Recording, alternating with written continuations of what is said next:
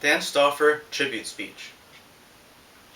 He batted .317 over his career, 32nd best of all time.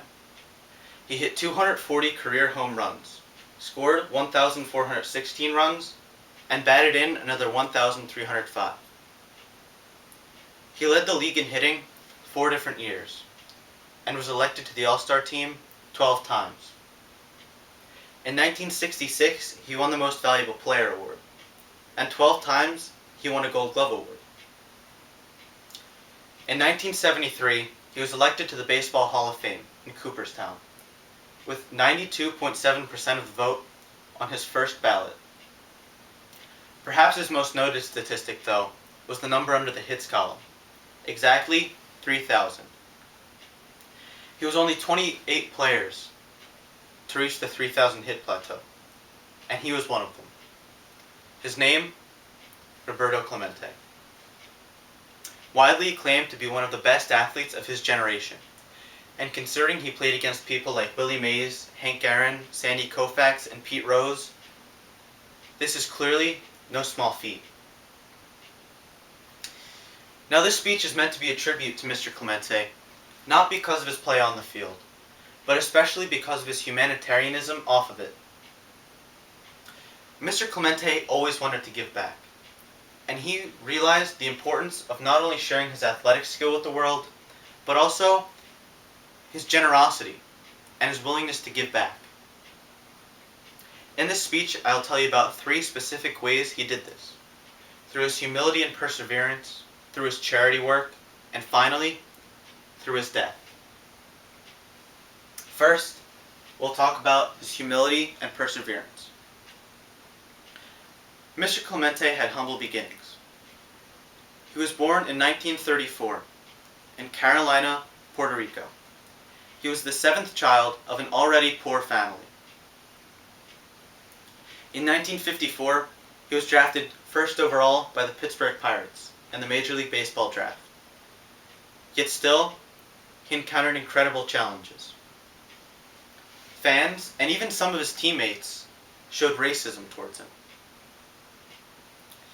During the off-season, when many of his teammates would be off playing winter ball, Mr. Clemente actually enrolled in the United States Marine Corps Reserves. And finally, when he achieved his 3,000th hit, all he did was tip his cap. Many other players, though, have actually had the game stopped mid-inning to commemorate the achievement. Clearly, Mr. Clemente was an incredibly humble and perseverant man, and these 2 things helped to guide him throughout his life and helped him to show generosity towards others. The second thing I'd like to talk about is his charity work. His sense of charity was incredible because he grew up in a poor and impoverished town. Toward the end of his career especially, he wanted to give back. In 1972, he decided to tour the United States and Latin America to see places with scarce resources and see how he could give back and help others. While he was injured, he decided to go to Peru and teach the kids there the game of baseball. One child in particular, though, Roberto Clemente became close with. This child was born with a birth defect, and because of it, he could die soon. He was born without a leg. His mother was much too poor to help him with it, but Mr. Clemente met him and immediately offered to fly him and his mother back to the United States to help him get a prosthetic leg. Around Christmas time in 1972, a devastating earthquake hit Nicaragua.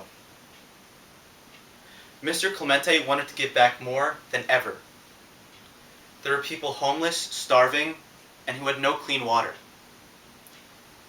3 planes Mr. Clemente filled with medicine, food, clothing, and other miscellaneous supplies.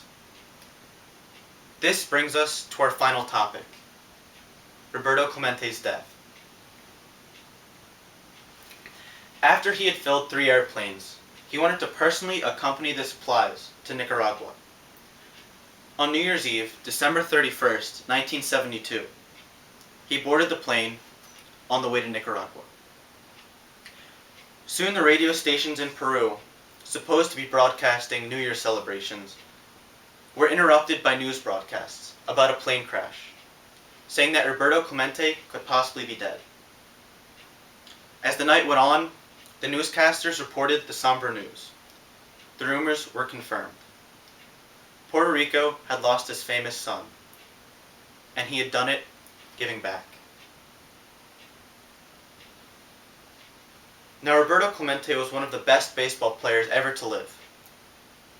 But he was really special because of his humanitarianism. His charitable works were incredible. And because he was an influential and famous baseball player, this made it even more important. In fact, the Roberto Clemente Award, awarded every year by Major League Baseball, commemorates a player who works with charities off the field, especially.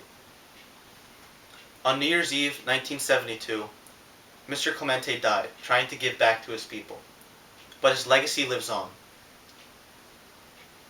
This is why I believe he deserves tribute. Thank you.